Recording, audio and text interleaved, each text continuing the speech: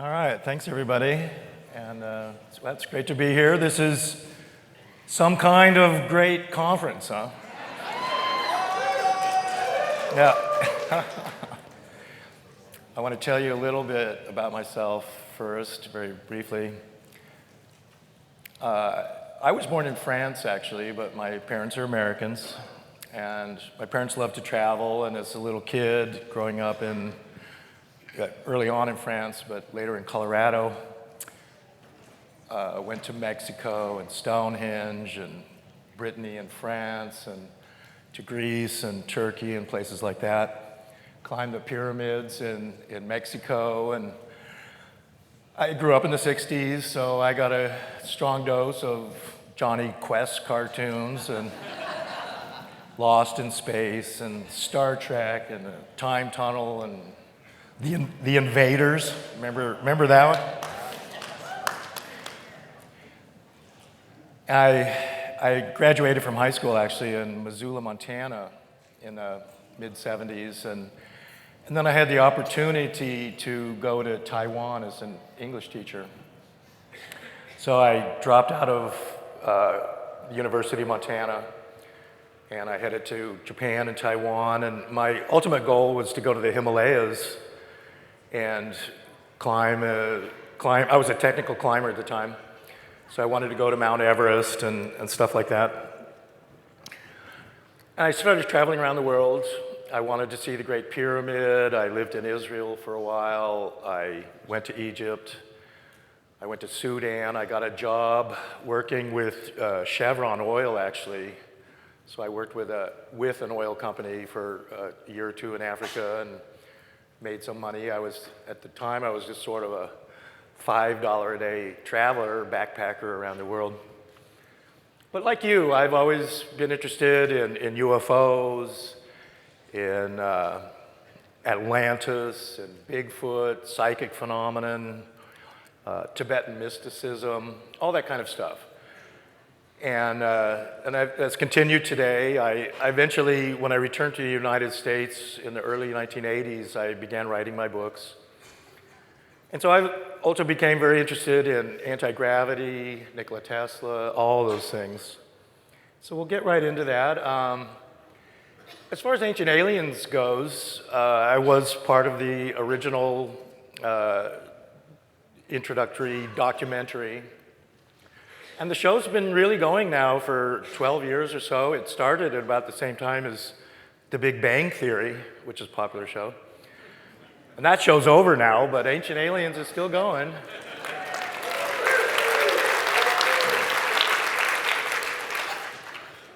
So now sometimes when I'm in airports particularly, somebody might come up to me and they'll say, "Aren't you on that Ancient Aliens show?"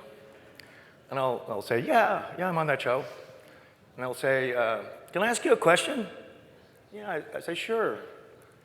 And they almost always say, "What's with that guy's hair?"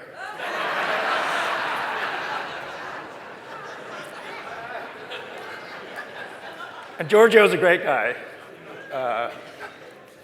We've been friends from before Ancient Aliens, and I've known Eric von Däniken too.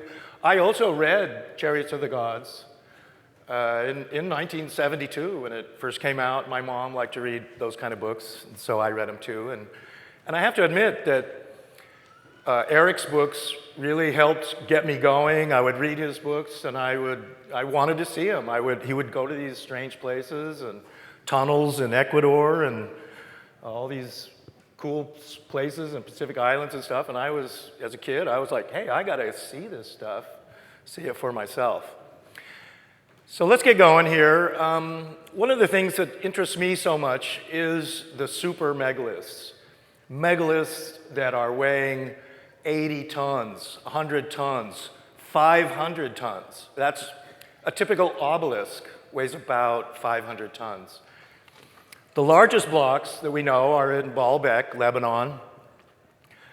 And according to mainstream archaeologists, they say that Baalbek was built by the Romans, but they can't figure out how they did it. And that's part of the problem with really building with megaliths that are even something that's 20 tons is really extremely heavy. So when you get to 100 tons, 200 tons, 1,650 tons. And this megalith is the largest now. They've only just recently discovered it because it was buried in the quarry there. But how are you going to lift these things? Why are you even trying to build with such giant blocks of stone? And the answer can't be that, oh, you just want to do things in the most difficult way that you can. The answer really has to be that you are building with these giant blocks of stone because it's easy for you. You have the ability to levitate stones, to have anti-gravity. So to build a giant hotel like this, instead of building it out of bricks or cinder blocks or something, if you could build it all out of giant 1,000-ton blocks of granite, that would be the easier way to do it. What's at Baalbek really is a platform of giant blocks that has a Roman temple built on top of it, really. And the earlier super megaliths are pre-Roman, obviously, and we don't know how old they are, many, many thousands of years old. We have the same thing at Jerusalem, and that is what we're looking at right here. This is a block that's in a tunnel at the Temple Mount in Jerusalem, and King Solomon's temple was built on top of this. So the temple at Jerusalem is a lot like Baalbek in the sense that there's an earlier super megalithic platform there. Today, the Al-Aqsa Mosque is also built on top of Solomon's temple. So we have 3 layers of construction with the super megalithic construction of this giant block here. The woman is standing there. There's smaller blocks here. They're perfectly fitted together. You couldn't see this stone until about 15 years ago because the Israelis had to empty a tunnel that went along one side to the left side of what they call the Wailing Wall. And that uncovered this stone. And we don't know how large this stone is because we don't know how deep it goes. It too can be, say, 1,000 tons or something. But you have these other perfectly cut blocks underneath it. They're also megalithic as well. So we have all this ancient kind of construction that has other construction on top of it. And even there's megalithic construction on top of megalithic construction in many ways. There's over 200 known sunken cities in the Mediterranean, and they weren't built underwater. And in fact, just recently, they discovered just off Sicily what appears to be a fallen obelisk. It's underwater. They discovered this about 6 years ago, and it's in about 100 feet of water. It was standing up on dry land at one point, but there's evidence here that the Mediterranean was hit by a giant tidal wave, probably about 10,000 BC or so, and it filled in the Mediterranean, and it turned places like Malta and Sicily and many of the islands, it turned them into islands, and all these cities became underwater. What we're looking at here is an aerial photo of the unfinished obelisk in Egypt, in Aswan. It too weighs nearly 1,000 tons. Most obelisks weigh about 500 tons or so. And an obelisk is a monolithic stone. It's one piece of stone. Typically, obelisks are made out of red granite, Aswan granite, if it's an Egyptian obelisk. What happened with the unfinished obelisk was whoever was quarrying it, I think pre-Egyptians were doing it, and as they were excavating the obelisk here, as they began cutting underneath it here, underneath this obelisk, they discovered that there was a natural flaw in the stone, and they hadn't seen it before. They couldn't see it until they started cutting underneath the obelisk, and there was a crack. So the obelisk wasn't going to be perfect, and they stopped the quarrying right then. because the obelisk had to be perfect. It couldn't have any cracks in it to be used for what they wanted it to be used for. So we'll get into that more later. My newest book is this book here, Obelisk, Towers of Power. It's at the printer right now, so I don't have copies, but I'll have them in just a week or two. And in this book, I talk about obelisks, I talk about Tesla, and I talk about obelisks on the moon and elsewhere. And we'll get into that later in the program today. I've always been interested in Atlantis, in Mu, and ancient civilizations. I lived in India, Nepal for some years. Very familiar with the stories of the Rama Empire and the Mahabharata, the Manas. So these ancient civilizations are fascinating to me. I'm a believer in extraterrestrials. I'm a believer in Atlantis, and that advanced human civilization too goes back many tens of thousands of years. Cro-Magnon man, whom we're descended from, was taller than we are, and he had larger brain than we are too. We as Homo sapiens, we've been getting smaller throughout history, really, not taller. In the last 100 years or so, people have been getting taller, mainly through better nutrition and stuff like that. But basically, physically, humans have been getting smaller. So the story of Atlantis is one that's always intrigued me. And as a kid, I went to Santorini in Greece. And some people have said, oh, this is Atlantis. Part of the problems with Atlantis is that Atlantis was an island and there was a cataclysm and a catastrophe. So archaeologists are like, oh, well, let's go find an island and let's find a catastrophe. Well, that's pretty easy. You don't have to go very far right there in the Aegean to find an island and a catastrophe. Atlantis has been placed all over the world, in Indonesia, in the Sahara Desert, in the Azores. It's been placed in the United States, in Cuba and Mexico and Antarctica even.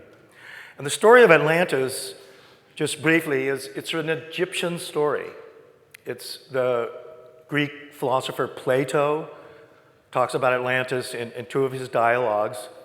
And in his dialogues, he says that his uncle, who was a Greek statesman named Solon, went to Egypt, and he was told by priests in Egypt that the priest told him, they said, you Greeks don't even know your own history.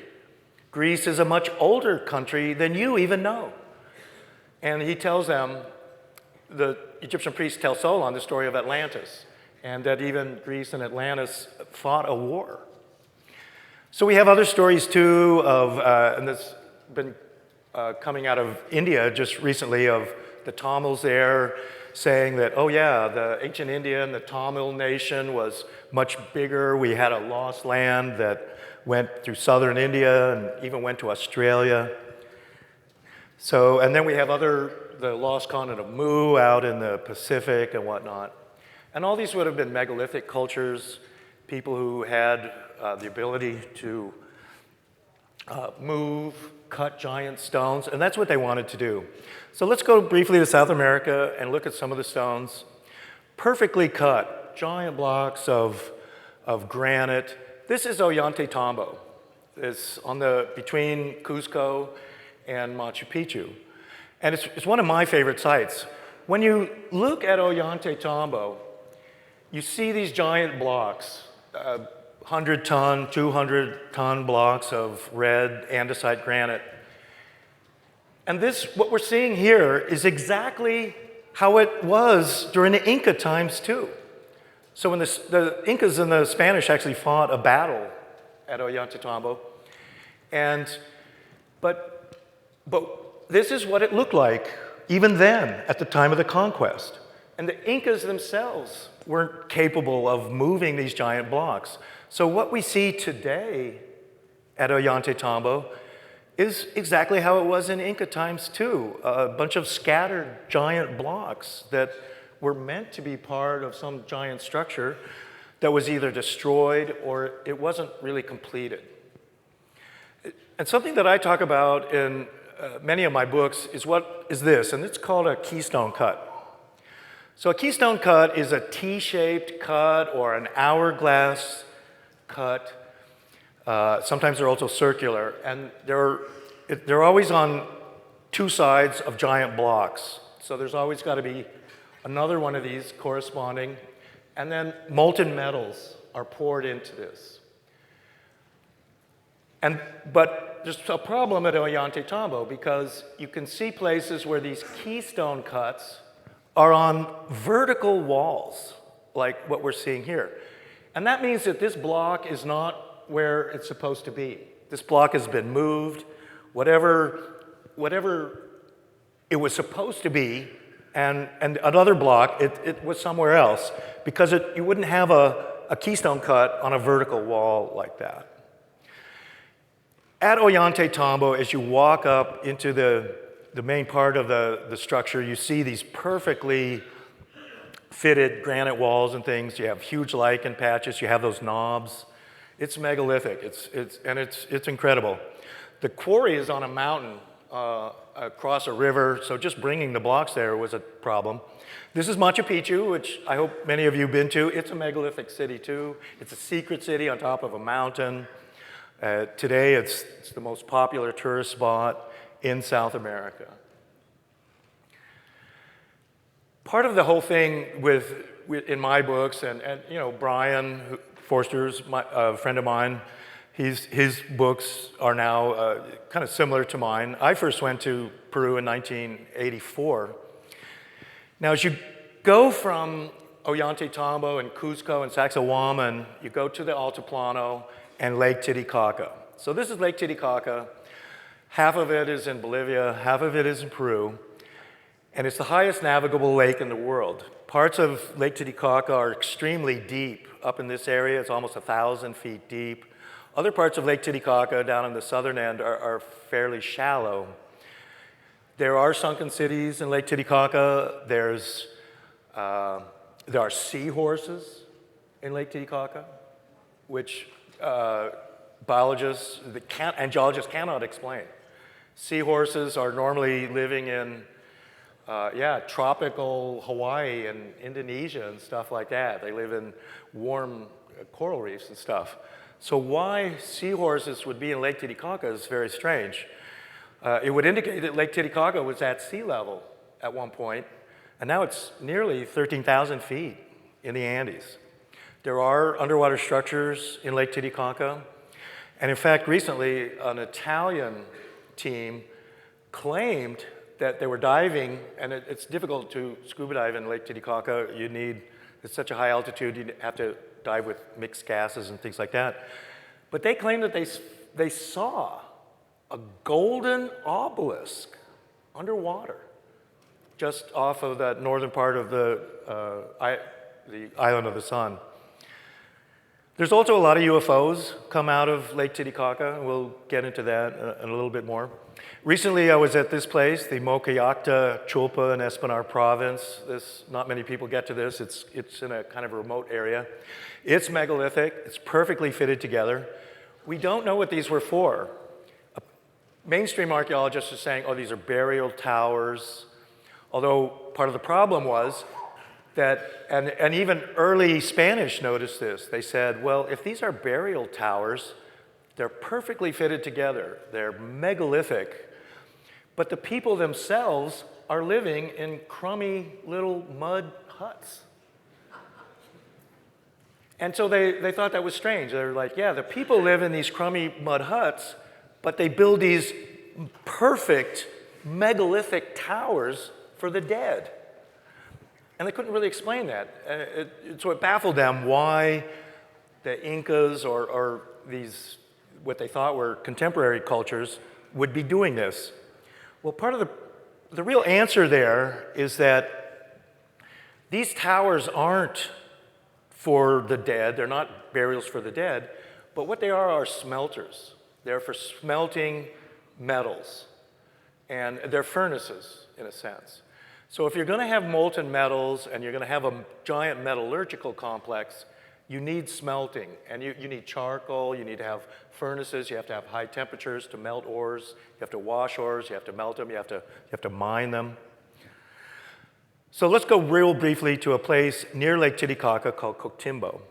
You have to climb up on top of a mesa to go to Coquimbo. And when you get up there, there's a bunch of towers and also square buildings too. They're megalithic, they're perfectly fitted together. They're partially destroyed. They too are smelters. And if you look here, you will see snakes are in relief, and sometimes pumas, and sometimes lizards on some of the blocks. So here we can see one here, it's a snake. You see this also in Cusco. There's certain places, they're not everywhere, but suddenly one stone here or there will have a snake on it. And well, there's another place also, this is all near Puno on the Peruvian side of Lake Titicaca. This is a place right near Silustani. It's a lake called Lake Amayu. It too is noted for UFOs to come out of the lake late at night at about 4 in the morning. There's another lake near Cusco that's famous for this too. And I've stopped at both these places and I've talked to locals. I've not seen the UFOs myself because you would have to like camp out there all night and then hopefully at 4 in the morning you would see this, basically a flying saucer or something, come up out of the lake. So this lake has these stories of the UFOs too. There are towers there too, and also giant square buildings. They're megalithic. And they also have, some of them, have these snakes, these snake stones that are on them. So this is a common symbol that we see throughout Peru and also in Bolivia. Now what's interesting here is that if you go to northern Iraq, into the Kurdish area, where the Yazidis still live, and they are really the ancestors of the Sumerians and of the ancient Sumerian religion. And on their temples, they have these snakes that you see. This is from 1885. But so these same snakes that we're seeing in Peru are on these temples in northern Iraq. Here's that same temple, the Lagash temple that today. So the snakes that we see in Peru are also seen on these, in a sense, Sumerian-type temples there in northern Iraq. We'll go to Tijuanako here briefly and Pumapunku. Tijuanako itself is another megalithic building. There's a structure, I mean, it's a whole complex. I claim in my books that it's a metallurgical complex. It's for washing ores. You have the Gate of the Sun here. This was erected in the late 1800s. And it's part of a bigger building. This is Viracocha here. He's got like a feathered headdress. He's carrying 2 staffs. And what's important here when you look at him, he's crying and he's got tears coming down his cheeks. And these are what they call the tears of the sun. And what the tears of the sun is gold. It's liquid metals. So what we see here with Viracocha is that Tijuanako and Pumapunku, they're a metallurgical plant for processing ores, washing them, and the towers are for smelting. And what Tijuanako produced was molten gold, molten copper, tin, bronze. And that's what a lot of the clamps were and things like that. Even in Cusco, they said that the Sun Temple there the walls were covered in sheets of gold. And it was the same thing at Tijuanako. Tijuanako, the walls of the buildings there, they were wallpapered with gold. And in fact, some people say that the story of Jason and the Golden Fleece is a story of Greek adventurers journeying to Tijuanako. What's also interesting at the Gate of the Sun at Tijuanako is that Viracocha figure is standing in the middle, but running toward him on either side are these birdmen. that we see here. So these birdmen, and they're running toward him. And so they're the birdmen, the men who fly, and they have wings and bird heads. So they're the guys who can fly through the air. Here's another birdman. This one is from Costa Rica. He's an Olmec birdman. He has an elongated head. He's got the wings. He's jade. The Olmecs are thought of as being mainly in Mexico, but the Olmecs ultimately were all through Central America and even into Colombia, and ultimately were part of, I think, Tijuanako and Pumapunku and building of Cusco and Oyonte Tombo and even Machu Picchu. This is Pumapunku. Pumapunku is partly massive sandstone slabs, but then it also has granite blocks. And it has these same keystone cuts that we were looking at before at Oyonte Tombo. So here you can see some of the keystone cuts that are cut into these blocks. So you have megalithic blocks, and then the keystone cuts are cut in here, and molten metal clamps are poured into there. So you have to have molten metals just to do any of this. These are more of the keystone cut clamps on some of the giant sandstone slabs. In many cases, these blocks of stone are so huge, you wouldn't think that they would even need to use these metal clamps to somehow hold them together, but they did use them. And most of the metal clamps are gone because wandering tribes would come into these ruins, and that's what they would do. They would take those clamps, and then they would pound them into spearheads and swords and daggers and things like that. But we do have some of the clamps. They're bronze. So we're at Tijuanako and Pumapunku and throughout Peru and Bolivia, we're seeing very sophisticated metallurgical processes of all metals. And in fact, they had alloys that we don't really use today, where they had so much gold that they were mixing gold into their alloys too. Gold is so soft that you need to mix it with some silver, copper, tin, bronze, trying to make a harder alloy. Gold makes it last long. Gold is indestructible. All gold of ancient times really still exists today. Most metals will oxidize and ultimately disappear, but not gold. This is one of these keystone cuts too, but it's in Vietnam. It's in the Kham cities there. And you still see these same keystone cuts in Angkor Wat in Cambodia. You find them in India. You'll find them in Turkey. You'll find them in Egypt as well.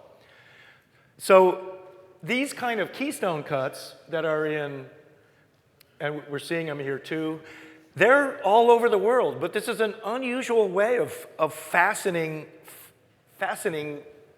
giant blocks together with these clamps and molten metals. So the idea that this would be developed separately in Peru and Bolivia and separately in Vietnam, separately in Indonesia or India and Egypt is quite unlikely. I mean, the same people who are building all these monuments, they're using this same technique, and it's an unusual one. This is an illustration from the museum in Tijuanako showing some of the H blocks being put together. And here are these, the locals, very primitive here. So what we have is this, guy with a campfire, and they're wearing simple cotton robes and stuff. But what they're doing is putting in molten metals in these incredibly complicated, articulated H blocks and things. I mean, this is a very incongruous picture here, where we have like primitive Indians doing something that we can't even do today. So this is a scene that's quite inaccurate, really, because it's just a mixture of very low-tech stuff with extremely high-tech things. But unfortunately, this is how modern archaeologists and people think, because they're baffled by how just what they assume is a primitive society is doing things that are just so incredibly complicated. Now, one of the things that we have also right near Tijuanako and Pumapunku, and it wasn't until a journey I made there about 10 years ago now, where one of the guides from La Paz, we were headed back from Tijuanako back to La Paz, and he pointed to the west, and he pointed to this mountain, this hill over here. It's a pyramid. And he said to me, he said, yeah, that's a pyramid over there, and there's a village there. And the villagers are basically privately excavating this pyramid.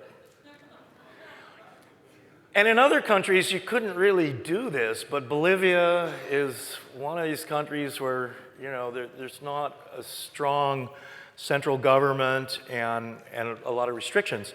So people in this village are basically in control of this pyramid, and they're looting it in a sense. And what's come out of it, I wanted to go all the way to the village, and we had our bus and stuff, and he said, oh no, we can't go to this village. The villagers won't want us to come there because they're keeping it private. But this thing is huge, and it's a giant pyramid. It's artificial, but the Bolivian government has so far not recognized it. But here's what's interesting is that near this pyramid in 1960, this bowl was found. It's called the Fuente Magna bowl. It's a ceramic bowl. It was found in 1960 and by a guy who lived near that pyramid, and a local priest. He was feeding his pigs from this bowl. And the local priests noticed, he was visiting this man, and he saw this bowl and he thought, wow, this is an interesting bowl. Where did you get it? And he's like, well, I dug it up, here on my property. And the priest said, wow, this bowl should probably be in a museum or something like that. And they traded him a house for it. How about that? And they took it to La Paz. This was 1960. And they didn't put it in a museum or release it to the public until about 2005 or 6. And then they put it in this, today it's in the Gold Museum in La Paz. It's an official museum.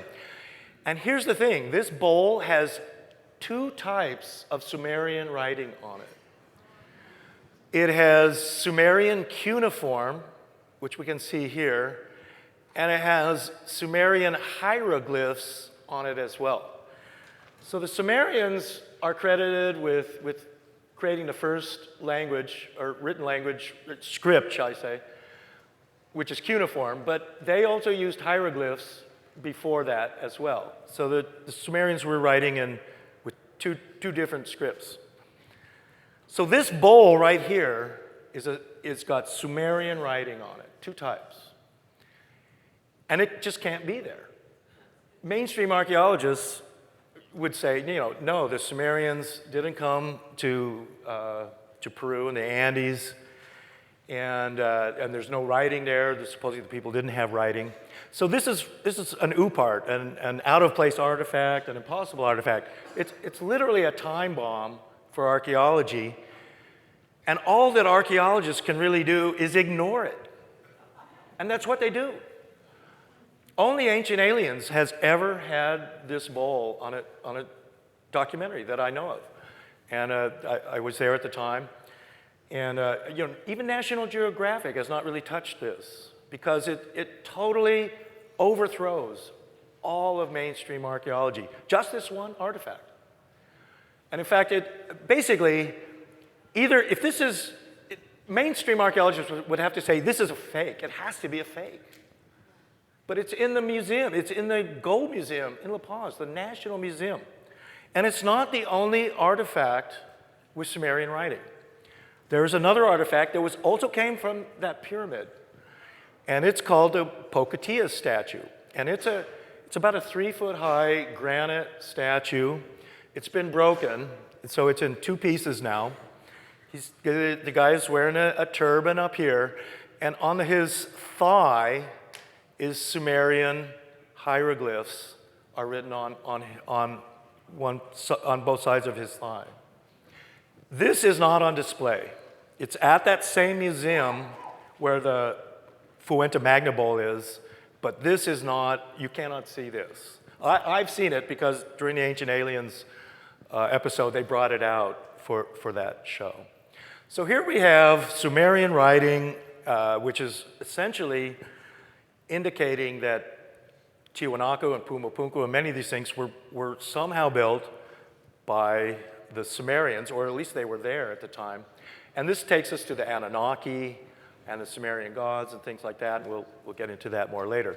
Here's some of the H blocks that are there. They're so famous, and they are like Lego blocks that are fitted together. You've seen that on Ancient Aliens probably. You would need like a computer CAD program to just create these blocks. They're so articulated and perfectly matched, and then they fit together into these walls. They're like prefabricated granite blocks that would be, in my mind, they're cut with power tools, with diamond tools and things like that. All right, let's jump now to some other interesting places like the Serapium. This is my friend Christopher Dunn, who wrote the Giza power plant. The Serapium was closed for almost 20 years in Egypt. It's out in Saqqara. It's in the deserts west of the pyramids. It's underground. So when you go into the Serapium, you walk down. You're just seeing like flat desert out there, and then you're going down these stairs, and then you get inside the Serapium with just all these tunnels and side tunnels. And what's in there are these gigantic basalt boxes. They weigh about 80 tons. They're perfectly made. They have lids on them. And the big question here is how they could move these around inside these tunnels. They would also have to have levitation, some kind of anti-gravity that's moving these blocks and putting them into small little closets. What mainstream archaeologists and Egyptologists would always say is that, oh, sure, all you need is, 500 guys pulling on ropes, to move these things, and that's all you need, and they'll build you a pyramid and all that. And it's all just brute power and some rollers and a lot of ropes, and actually the men have to be in harnesses, and they're all pulling these giant blocks around. I mean, mainstream archaeologists and Egyptologists, they have to explain this stuff. But it's not easy to do it. I mean, you just calculate, well, you get 600 guys pulling on this block, and you'll move it. But the problem is, in tight spaces like the Serapium, there's no place for them to stand. You can't have those guys. I mean, only a few people can be in there moving these blocks. So that's part of the thing. This is how they would make these things, is they can't really figure out. They'd have to drill them out with power tools. They're basalt. Basalt is extremely hard stones. Even the hieroglyphs that are etched onto some of these boxes, and there's only a few, and they're probably done at a later time, but you would need diamond-tipped drills and tools to etch these things. So we're talking power tools. One of the strange things in Egyptology is that Egyptologists say that the Egyptians didn't have iron tools or any of that. All they had were copper chisels and copper drills. And you cannot cut granite or carve into it with a copper chisel. And in fact, as I was talking to Christopher Dunn about this, and he said, yeah, what Egyptologists are literally claiming is that for some Egyptian mason with his copper chisel, he's standing there, he takes one blow with a hammer on a copper chisel, and it can't be used again. And he has to hand it to the other guy. He hands him another copper chisel, and he makes another blow. I mean, you'd have to have 100 guys standing there with 100 copper chisels, handing you one for every blow you made. It's crazy.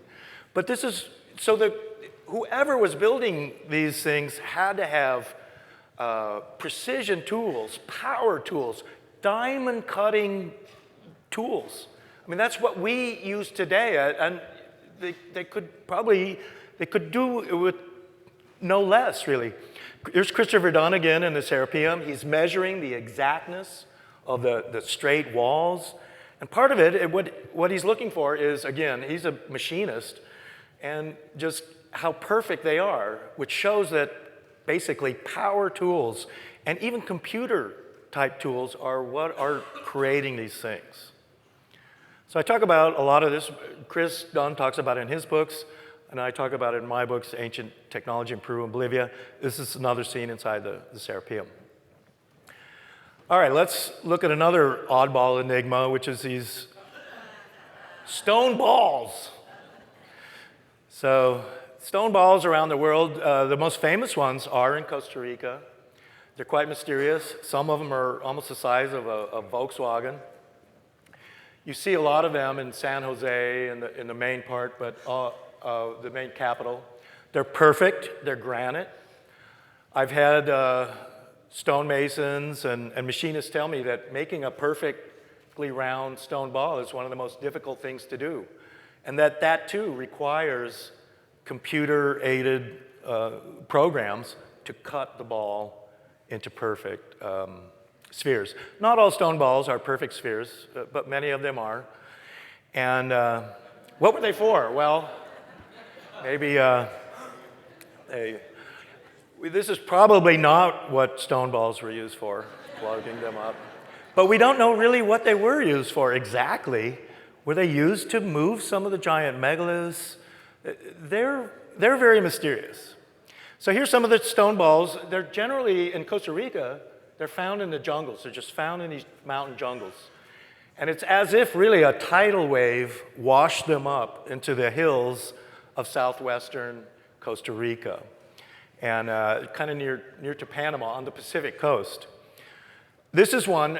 Occasionally, the smaller balls will be found in graves of what they call the chiefs. So the only explanation that mainstream archaeologists could come up with in Costa Rica was that, well, the stone balls were a symbol of the king or the chief. And then they would bury the chief with a small stone ball because that was his power ball, right? Now, what's kind of strange is that Costa Rica is not the only place with these stone balls. And I was sent this by somebody in Los Angeles. It was a booklet. And it's from like 1912 or something.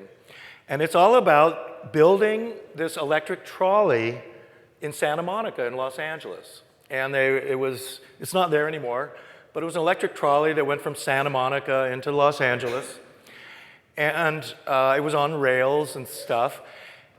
And an electric trolley like that, it couldn't go over these hills and stuff that were in Los Angeles at the time, so it has to be a fairly level track for the trolley to go on. So they brought in this steam shovel to take out this hill in Los Angeles, and what did they find? A bunch of stone balls. At the time, they called them dinosaur eggs. We don't know what happened to these. They all disappeared. They're in people's gardens and backyards and wherever. We don't know what happened to them. But they're not dinosaur eggs. They're stone balls. Yeah, marbles of the gods. What's that? One of Eric von Daniken's books, I think. So here we go. Now, get this. Franz Josef Land is up near Spitsbergen. It's actually in the Russian Arctic and stuff. You can only really go up there on some cruise ship or something like that. And you get up there to Franz Josef Land, and there's a bunch of stone balls. And some of them are like just perfect granite balls, just like the ones in Costa Rica. Now, in Costa Rica, they say they're artificial. No one questions the idea that they're somehow natural. They admit these things are man-made, and whatnot. But the ones here, they're like, well, they're somehow natural. The idea was that a volcano is spewing out hot lava and it's spinning through the air, and then it becomes a ball, and it cools off, and then falls out. So here we go. This is some of the stone balls of Franz Josef Land. These stone balls are in Bosnia. They're out, and there's this weird kind of river creek, and it's got a bunch of stone balls in it, and you can go out and see them. There's a place in Mexico that also has a bunch of stone balls. They claim that it's also somehow natural, that volcanoes are kind of creating these. Here's a place in Siberia where they were building some new city up there. They found a bunch of stone balls there. Here's some more of them. There's the Moraki boulders in New Zealand. They're on the west coast of the South Island, a popular tourist spot. They're just kind of in the water. They're said to be natural too. We don't know what they're doing there. So there's a whole bunch of them. There's a shot of them. They're all just kind of in the water right along the coast.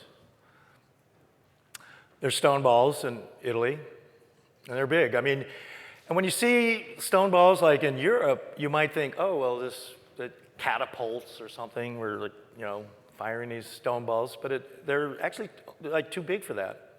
So once again, we're not really sure like what these are about, why they're there, what the purpose of them was. Here's another place, Gongxi in Hunan, China.